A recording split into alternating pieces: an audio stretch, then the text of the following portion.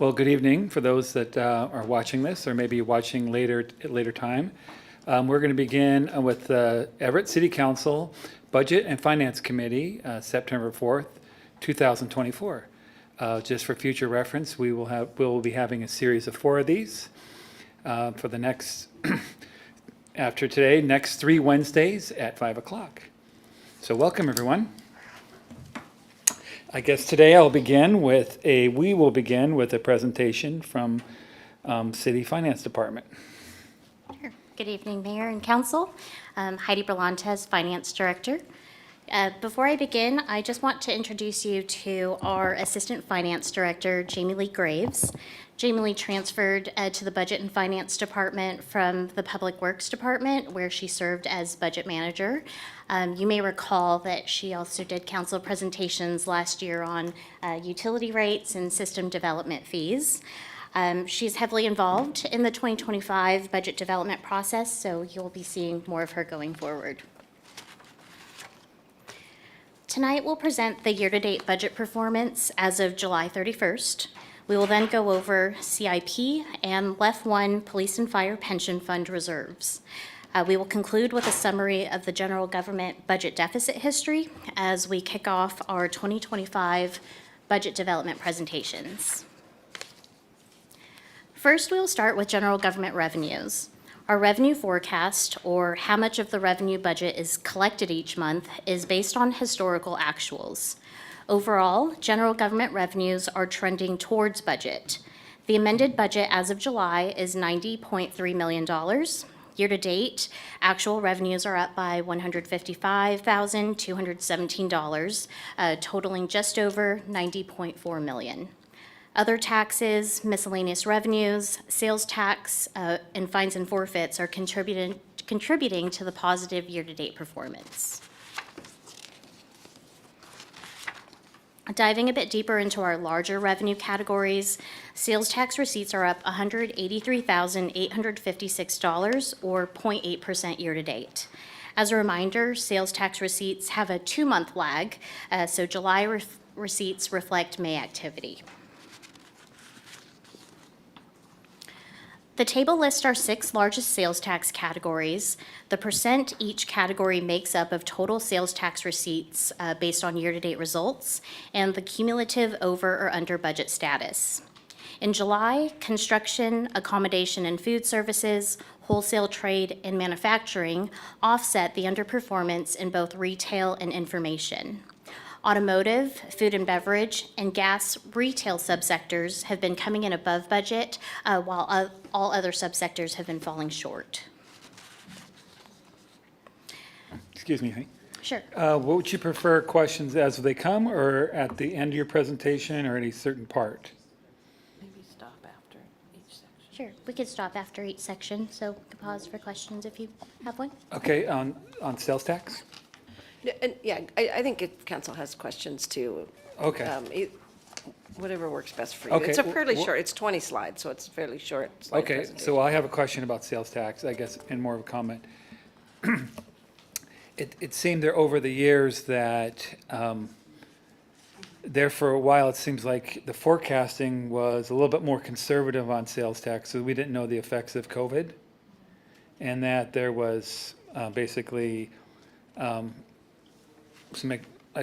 overages there because we didn't know if people after COVID were going to continue to shop online and at home, right? That increased our sales. So I see this forecast seems to be more in line with more of a steady increase in the use of sales tax here in the city. Could you make a comment on that? Yeah, during the pandemic, we were unsure of how fast the economy would recover. It actually recovered quicker than we expected. So we did see an increase to our revenues in 2021, which did provide a budget variance, if you will, to help budget or to help balance a future budget. Councilmember Fossey? Thank you, President Schwab. I was wondering how these numbers and percentages compare to, say, like pre-pandemic. I don't have that information readily available, but I can share a comparison and send it out to council. Lovely, Okay, thank you. Councilmember Bader? Thanks. Back actually to the general government revenues one. So it looks like 2024 is actually falling below 2023. Am I reading that right? For sales tax, General government revenues, I think all revenues. Yeah, right there. There you are. right now it's trending above budget. Compared to 2023. Oh, okay, yes. Yeah, compared to 2023. And is it worrisome for us, or is 2023 an odd year, or? Yeah, so there are two revenue sources that are driving this downward trend for 2024. One is property taxes. It's down about $500,000 as of July. Our two big receipts months are in May and November because that is when property taxes are due, the first and the second half. So we will be monitoring property taxes, but November is kind of when we'll evaluate where the revenues come in for property tax. B&O tax is actually the second one, and that is where I'm leading next. All right. Business and occupation tax receipts are down $654,821, or 4.4% year-to-date. Most of this shortfall is within the aerospace industry. We do continue to monitor this revenue closely. The next large B&O tax payment will be collected in October, so we'll know at that point whether we can recover from our current shortfall. On a positive note, the Finance Department's Business and Occupation Tax Division has generated $822,658 in B&O tax this year through their detection work. Last year, over 1,200 new businesses registered with the Department of Revenue within the city limits of Everett, but they did not register with the city. With our current staffing levels, we have been able to audit about 250 businesses each year. Detection work does increase ongoing licensing and B&O tax revenues going forward once we have established licenses for these businesses. Moving on to general government expenditures. Like revenues, the expenditure forecast, or how much of the budget we spend each month, is based on historical actuals. This approach helps us to create a more accurate forecast by capturing long-term trends and patterns.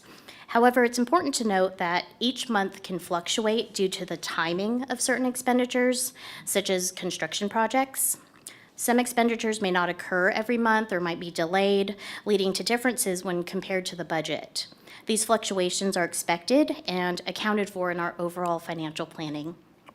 The amended expenditure budget as of July is $94.5 million. Year-to-date, actual expenditures are down by $1.7 million. So this totals $92.7 million as of July 31st.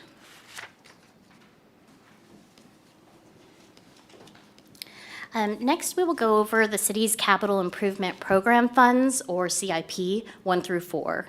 CIP 1 was established in 2016. It accumulates resources to fund major repairs, renovations, and replacements on existing city facilities. The projects and the cash flow were identified in the main facilities needs study as critical deficiencies, which are prioritized by facility staff. All projects funded all or in part with CIP funds come before council for approval via plans and systems ordinances. CIP 1 is primarily funded by general fund contributions, about $3 million annually. We did defer contributions to CIP 1 for the current fiscal year. Per the cash flow model, we forecast the 24 ending fund balance to be $13 million. Each year, the facilities team reassesses and prioritizes projects to keep spending within available resources.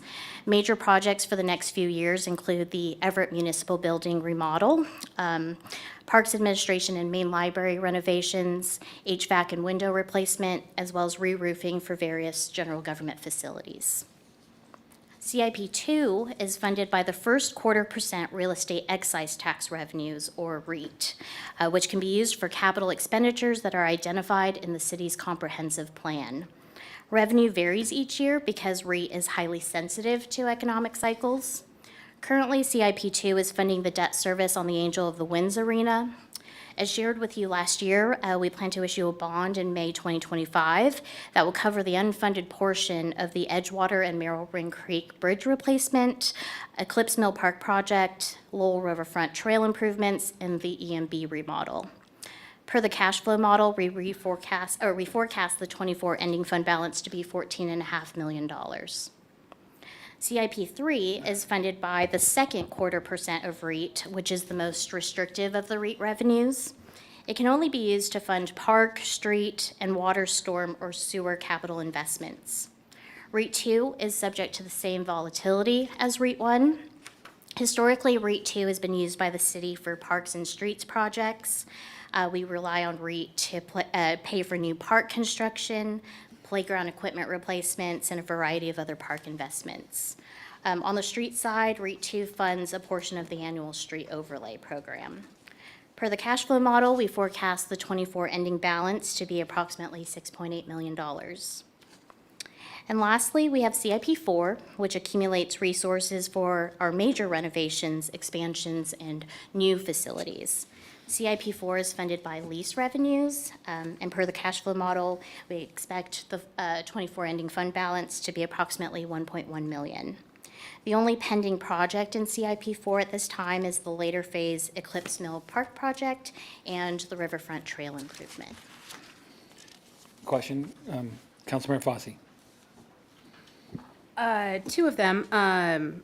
Did I catch why you said the CIP 3 forecast was $3 million less than the 2024 ending fund balance estimate? The 24, comparing the 24 to 25? Yeah. That is based on the number of projects that are currently in the year. But similar with CIP 1, the Parks Department does reassess and prioritize the needs for park improvements based on the resources that are available. Okay. And then my second question, what is, I guess, the municipal authority in adjusting or doing anything with REIT taxes, or does that take permissive legislation to do so?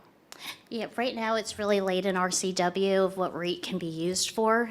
So these CIPs are really meant to ensure that we reserve those funds so that they can only be allocated to what the state permits. Okay, and so we can't change the number either, like the amount, not just beyond the specific uses? Okay, thank you. Question. Sure. Vehicles. Mm-hmm. Is the city using like CPI or CIP 2 for vehicles? As vehicle reserves taken out of any of these funds? No, there's a separate fund. It's the Vehicle and Equipment Replacement Reserve Fund 126. And that's Yeah. supported by general fund And contributions. that's all general fund contributions. We haven't had a discussion much on that. Is it part of your presentation today? Not today, but I can. Future? Thank you. Okay. As council is aware, one of the balancing measures that is being considered for 2025 is to suspend contributions to the LEF 1 Police and Fire Pension Funds for another year. The city suspended contributions in 23 and 24. As you can see, the ending fund balance for this fund remains positive in future years, even after suspending contributions. The city has an actuarial study completed every 2 years on these funds to determine the net pension obligation and the recommended annual contributions to achieve full funding by the year 2030. Although the city is only required to pay current expenses, we have been setting aside funds in excess of the annual cost in order to build towards a point where the program is fully funded. Administration and council may want to discuss at a future meeting the current practice of paying in advance rather than the pay-as-you-go method. Most cities do use the pay-as-you-go method, but there are advantages and disadvantages to both methods. I have a question on that. On your forecast here, is that include continuing to put general operating funds in here? Yes, the forecast presented on this slide shows as if we were contributing to 25. If we didn't contribute in 25, the ending fund balance for next year would be 15.9 as opposed to 17.9. Thank you. Oh, Councilman. Whoops, Judy, there we go go.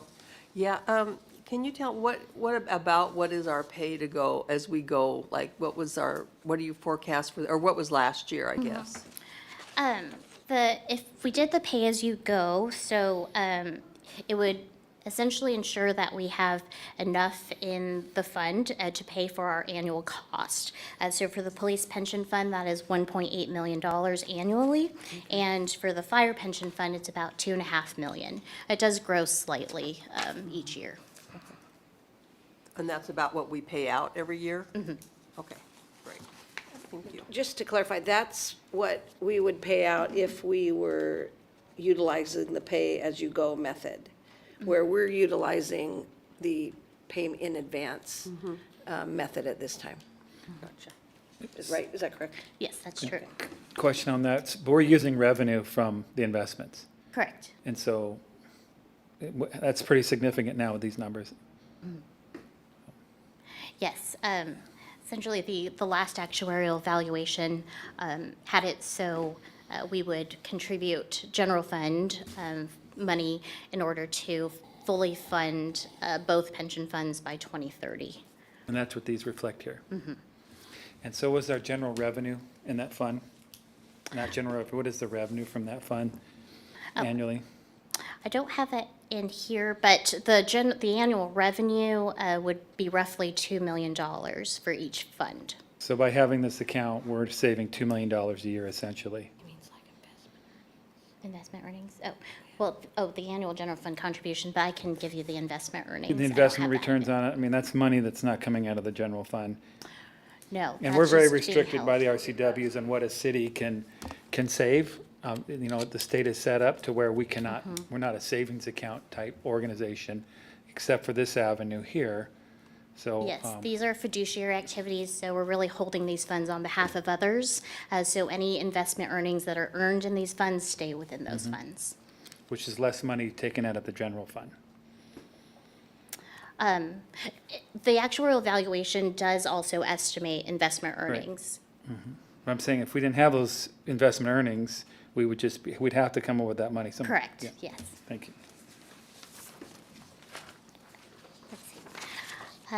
The Left One Fire Pension Fund is similar in structure and plan to the Left One Police Pension Fund.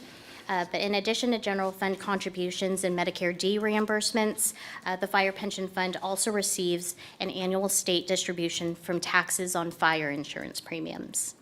The estimated ending fund balance in Left One Fire Pension for '24 is $28.3 million. Again, the ending fund balance for this pension fund remains positive in future years, even after suspending contributions. The last part of the presentation tonight is to provide a summary of the general government budget deficit history. The general government 6-year outlook is a living financial model. We are continuously updating our forecast as new information becomes available. The forecast shows that our starting deficit in 2025 is $12.6 million.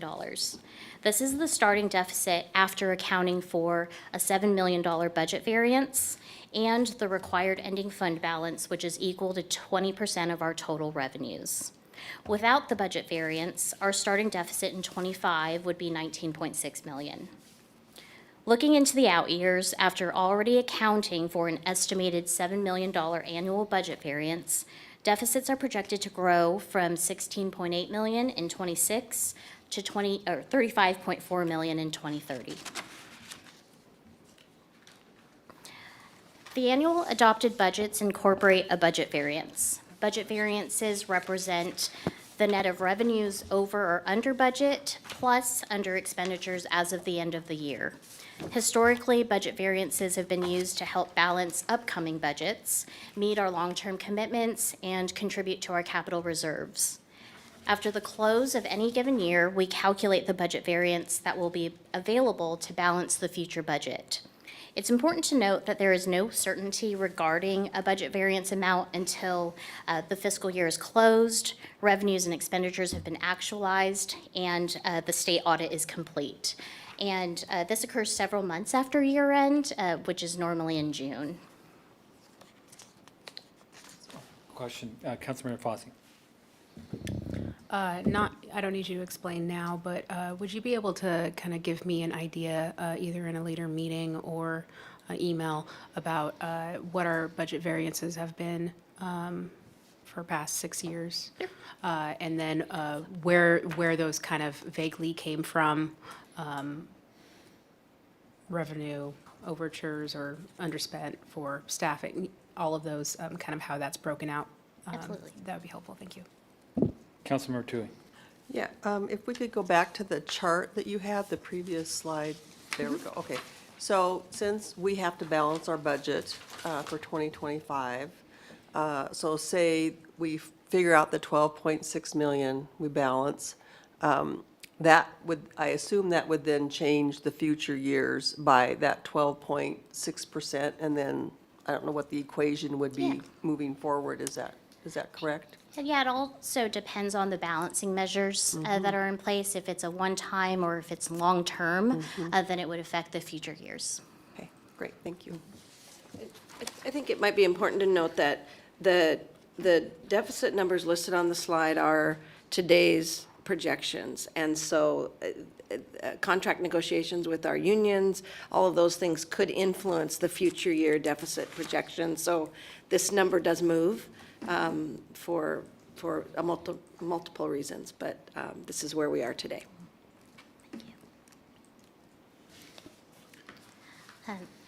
And here's a part of the request from Councilmember Fosse, but not in great detail, but I'll get you that later.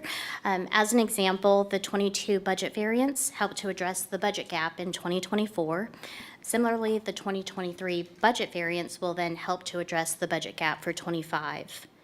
The table shows the last 3 years' budget variances that have been applied for 23, 24, and 25 budgets, and the 3-year average of that is $6.5 million. Councilmember Zarlingo. So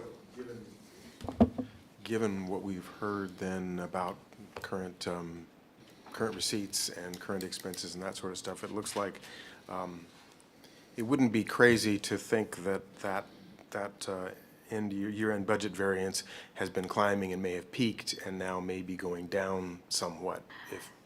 No, and it's also seasonality, right? So if you compare the June under expenditures to the July under expenditures of 1.9, I mean, that's a significant change. So we have to think about the seasonality. During the summertime, we have our street maintenance projects, our construction projects, and that's really what's driving the change that you see from the prior month. But it's not to say that we're still under expended in, say, labor. This is just looking holistically at general government under expenditures. Yeah, okay, I think that's enough for now. Sure. I'll probably develop a better question later. No worries. Yeah, question here. Yeah, this is an interesting subject, because obviously we could take a portion of that variance and spend it right away, but then we're on a cycle right now where we're using this variance for the future. So whether you cut the cycle, you just shorten yourself later. Would be a little more challenged with this variance if we weren't on a cycle of continuous. Yeah, I guess that came up, I think, in last week's council meeting, in that what we do is considered a relatively conservative thing, in that we know this very well in the year, 6 months or so after the year closes, before we start doing any calculations on that, and then it starts to be spent some 6 months after that. So I have no quarrel with that at all. I'm just was looking at this year-end budget variances year to year, not month to month, and thinking that it looks like that may be a little smaller. The year-end budget variance may be a little smaller next year than it was this year, because it was a little bit larger last year because of the sales tax receipts having gone up, the recovery having happened quicker. I would also add, though, I do, as I think I shared last week, I do expect us to have a budget variance this year because of the additional budget tightening measures we're implementing right now, where we're not aggressively hiring outside of uniformed police and fire, where we're limiting other M&O costs in all departments. So we are working to actually increase that variance this year because we will need it in 2026. Great, thank you. Councilmember Ryan. Thank you. And so these are all variances for the general fund, correct? What percentage of our total general fund budget do these numbers represent each year? I don't have the percentages with me, sorry, like- but I can, 1%, 5%? I don't have that right now. Yeah, the general fund is about 170,000. 168,000. It's 168 million for '24, but I would have to look at '23 to compare, Oh, good point. which I don't have '23. I kind of have '24 numbers in my head. Sure, I think it just like for me, thinking of like budget strategy, Sure. what that target variance is, making sure the percentage of the total budget remains a number that, is conservative, but also maybe not too conservative, and so that we can maximize our expenses and whatnot. So I think it would be helpful for context of just what percentage of the total general fund the variance represents, as just a way of showing that, if we go into a home. Yeah, if we're going into a home project and we're like, oh, I think it'll be about, $5,000, but I'll save 6,000 just in case. Like, I think of that when I think of variances, to make sure that if there is a yikes moment in the year and we have extra expenses, that we're covered and we have a bit of padding to make sure we're not getting ourselves in a pickle. We'll get the percentages out to council. And my understanding is that we're limited by our own ordinance to 20%. Is that correct? It is a financial policy. I'm not sure if it's an ordinance, but it's been longstanding that our ending fund balance target is 20% of total revenues. Although the ending fund balance is different than our budget variance, and so we can certainly talk about that.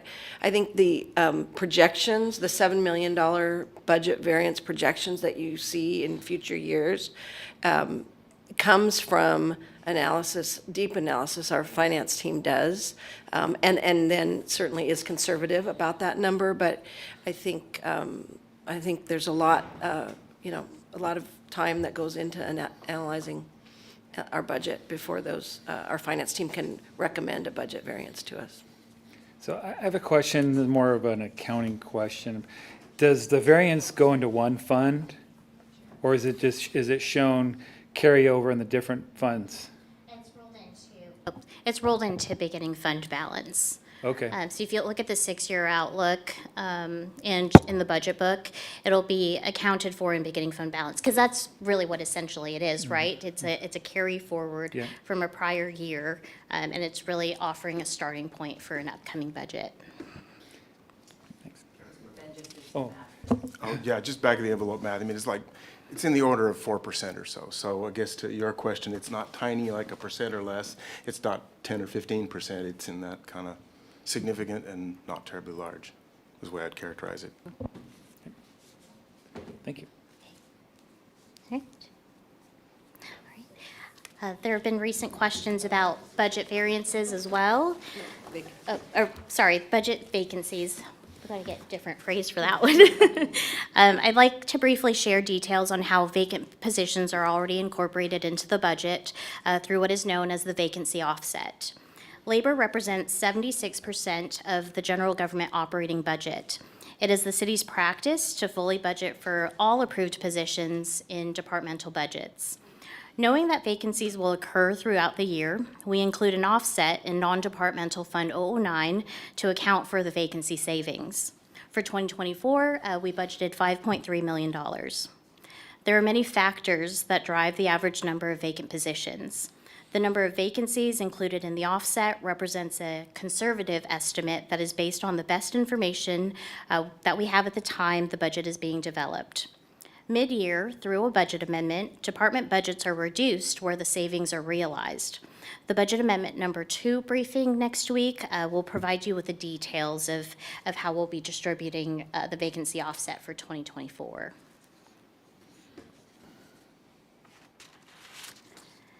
The table shows the vacancy offset reported in non-departmental Fund 009 for the last 3 budgets, and the number of vacancies that were included in that offset.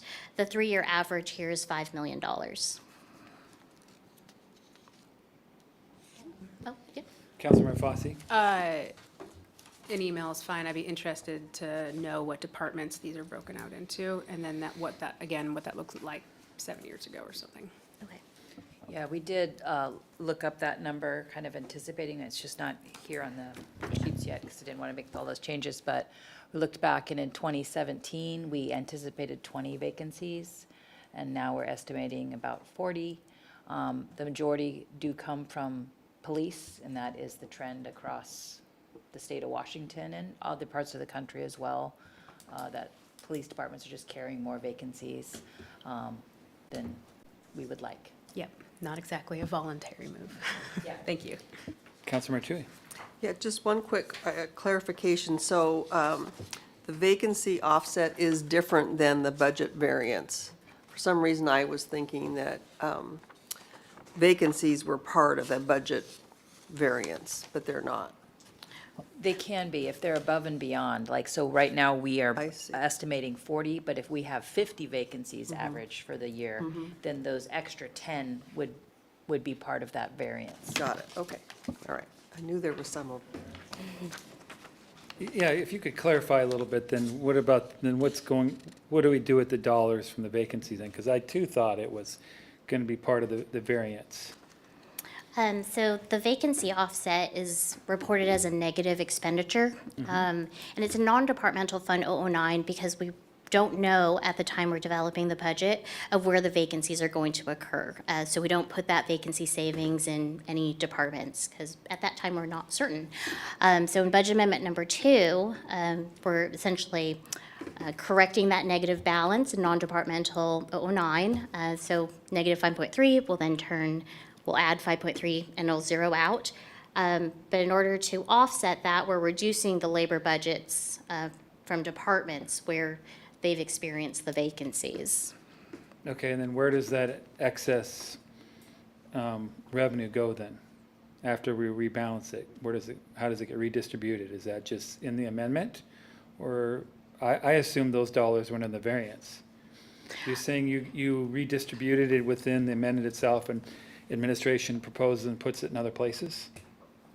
The labor budgets are then reduced in '24, but I think also, It's a reduction Okay. that is then.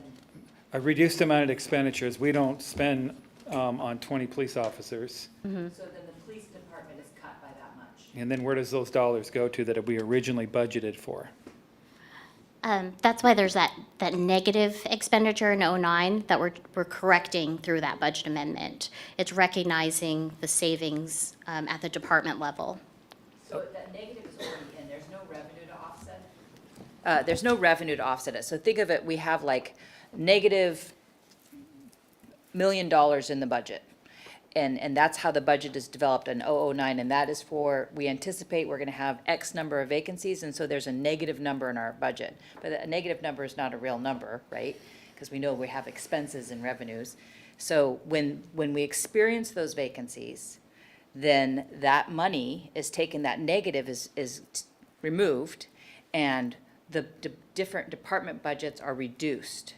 And so it's just an equal, Unless an there's more accounting. negative, unless there's more vacancies than. and then they go into the budget variance, if there's above and beyond Okay. what we anticipate. That's what, yeah, okay. Yeah, so That's what I knew. it's a weird, well, it's what all cities do, but it's an accounting method so that you can anticipate having vacancies. Yeah, I understand that. I just was wondering where those non-budgeted went. And Eh. they do eventually end up in the variance. Go ahead.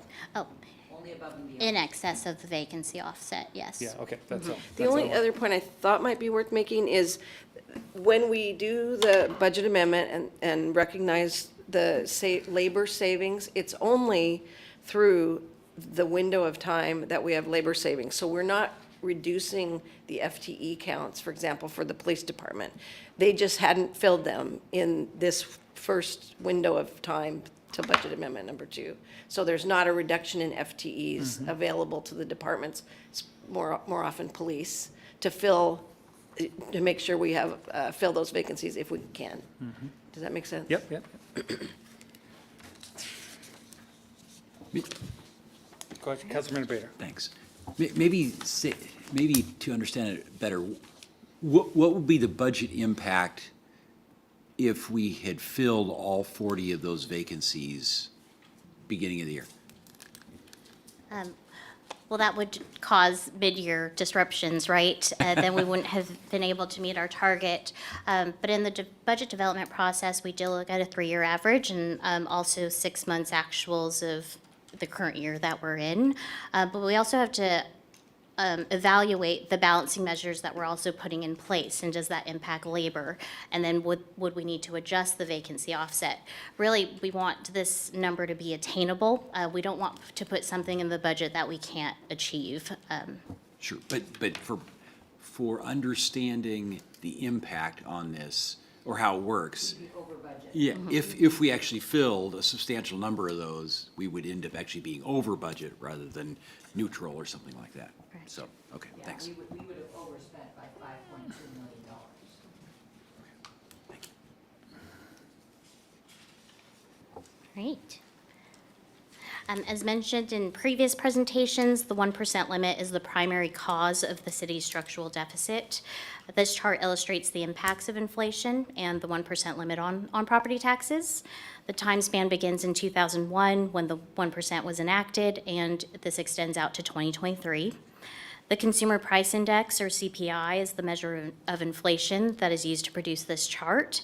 Although CPI is not a perfect measure of inflation or the external forces that drive growth in the cost of providing services, it is relevant to our labor contracts and many to our external suppliers.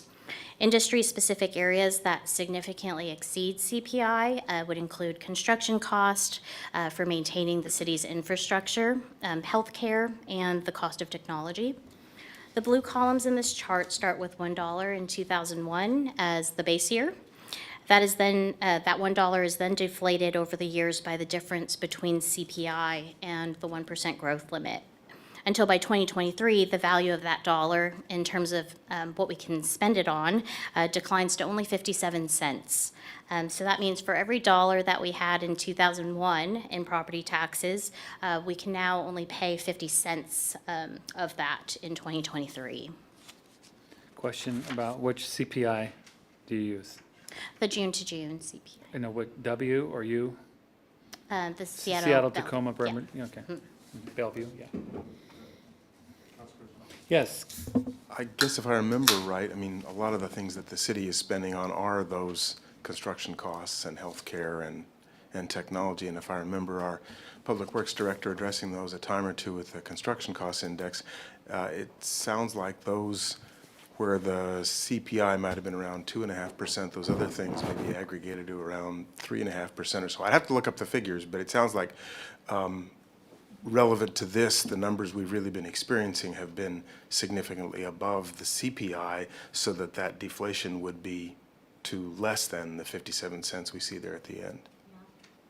That's correct, and you can also see that 2022 took a deep dive. At that point, we had a 10.1% inflation. Councilmember Ryan. Thanks. And just to confirm, the city does not have banked capacity where we can, No, we exercise the 1% limit every year. okay, thanks. Okay.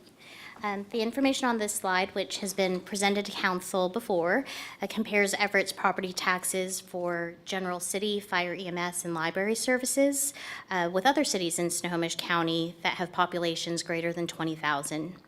The table at the top of the slide provides population, the average home value, and combined levy rates for those services, plus a sample fire benefit charge where applicable. Because Everett is the only full-service city in this group, it's necessary to combine separate levy rates to produce a reasonable comparison. The chart below the table brings the data together for a city-to-city comparison of how much the average value homeowner pays in property tax annually for general city, fire, EMS, and library services.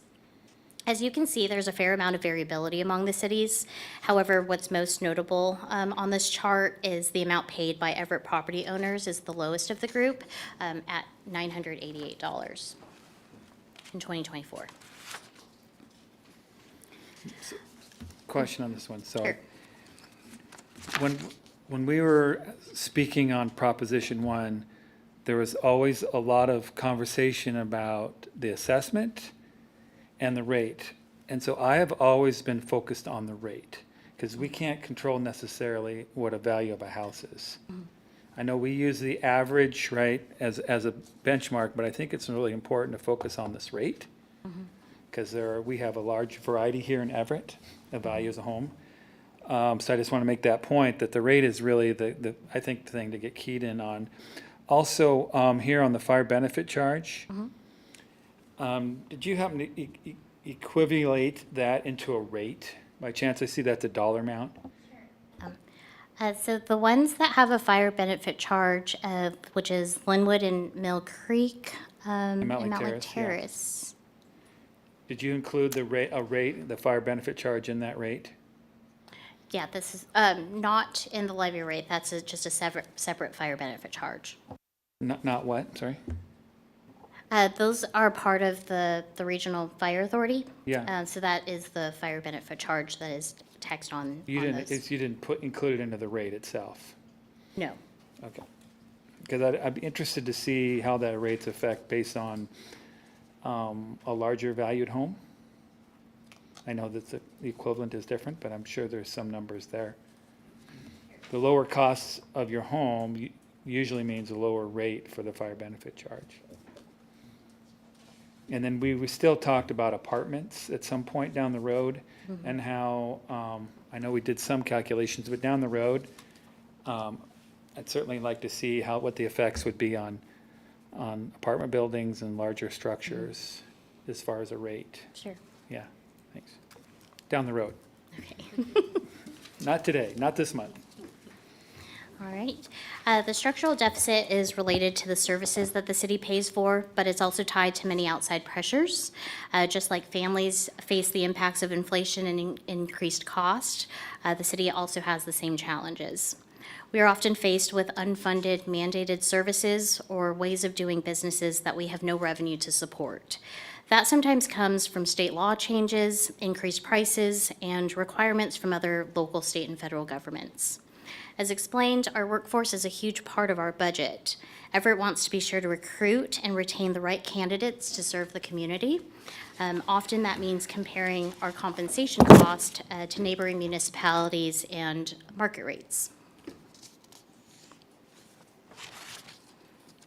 All right. There have been many efforts to address Everett's deficit, and key to those efforts have been soliciting input from our community. This slide lists some of those efforts with estimated savings of approximately $8 million. In summary, these efforts include 2 rounds of the voluntary separation program, public-private partnerships, eliminating most recreation programs in the swim center, changes to the city's employee benefit program, as well as many more. Bringing in additional revenue has also been a priority. We've increased some utility rates over the years, aligned service fees with peer cities, raised the general business license fee, and implemented annual renewals. We also implemented false alarm, fire inspection, and credit card service fees, $20 car tabs to fund our street overlay, as well as an annual animal shelter fundraising position. I'll just add, we also have been more aggressive in grant writing, so we're more aggressively pursuing all other revenues from other governments more aggressively than we used to. Okay. All right. This chart shows the proportionate share of all general government revenues, with individual taxes broken out in the bar on the right. As you can see, there's a variety of revenues that support public services. However, taxes are by far our largest source. They account for about 72% of our total resources. Within the taxes category, our biggest contributors are property tax, sales tax, B&O tax, and utility taxes.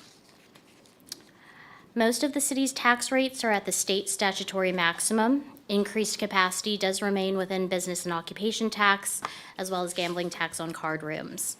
Cable and garbage utility taxes are not statutorily limited. State legislation places a 1% annual revenue growth limitation on property taxes, but any additional property tax or sales tax increase would require voter approval. So Questions? Councilmember Bader. Thanks, Council President.